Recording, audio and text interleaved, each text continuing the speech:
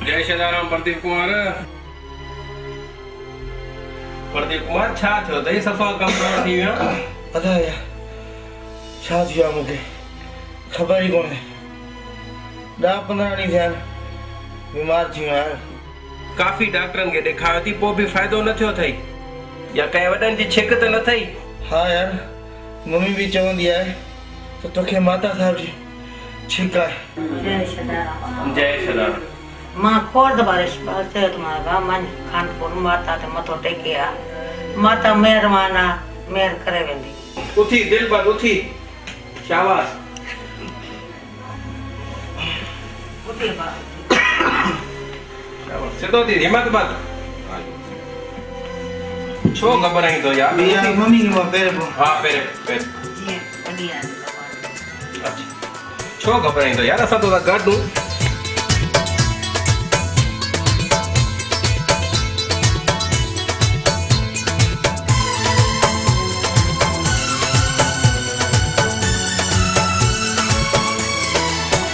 अचु माता जी दरबार तुंहिंजा दुख दूर थींदा। अचु माता जी दरबार तुंहिंजा दुख दूर थींदा। बरे कदम तूं अचु बाज़ार तुंहिंजा दुख दूर थींदा। अचु माता जी दरबार तुंहिंजा दुख दूर थींदा। अचु माता जी दरबार तुंहिंजा दुख दूर थींदा। बरे कदम तूं अचु बाज़ार तुंहिंजा दुख दूर थींदा। अचु माता जी दरबार तुंहिंजा दुख दूर थींदा। अचु माता जी दरबार तुंहिंजा दुख दूर थींदा।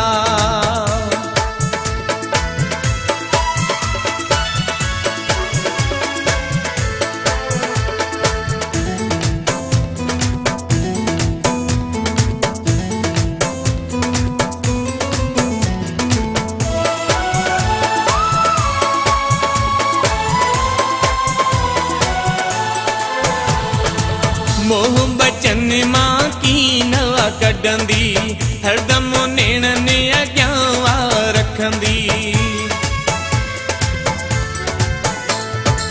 मोह बचन मां की नवा कढंदी हरदम नेणनि अॻियां रखंदी। थोरो रखी तूं ॾिस एतबार तुंहिंजा दुख दूर थींदा। अचु माता जी दरबार तुंहिंजा दुख दूर थींदा। अचु माता जी दरबार तुंहिंजा दुख दूर थींदा।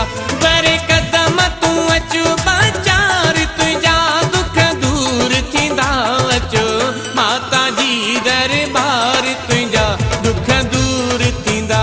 अचु माता जी दरबार तुंहिंजा दुख दूर थींदा।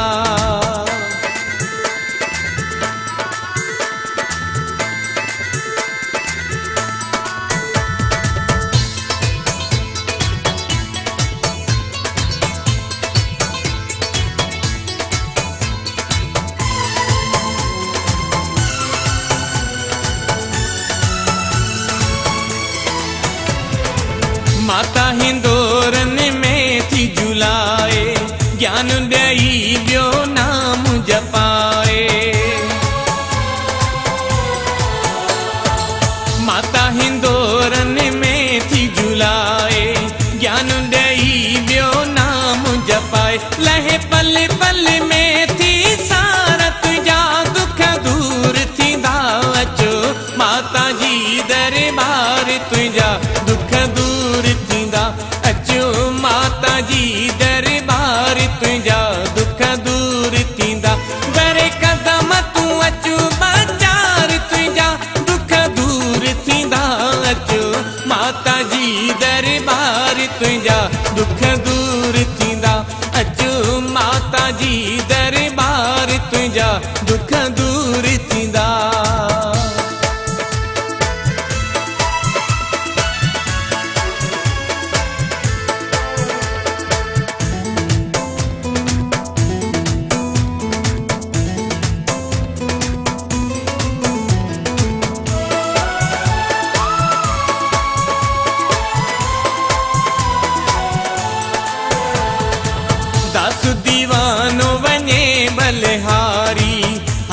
देवी ता सदको वारी। दासु दीवानो वञे बलिहारी, हासी देवी ता सदको वारी। थी समझे पंहिंजो ॿार तुंहिंजा दुख दूर थींदा, अचो माता जी दरबार तुंहिंजा दुख दूर थींदा, अचो माता जी दरबार तुंहिंजा दुख दूर थींदा। बरे कदम तूं अचो बाचार तुंहिंजा दुख दूर थींदा, अचो माता जी दरबार तुंहिंजा दुख दूर थींदा, अचो माता जी दरबार तुंहिंजा दुख दूर थींदा। बरे कदम तूं अचो बाचार तुंहिंजा दुख दूर थींदा, अचो माता जी दरबार तुंहिंजा दुख दूर थींदा, अचो माता जी दरबार तुंहिंजा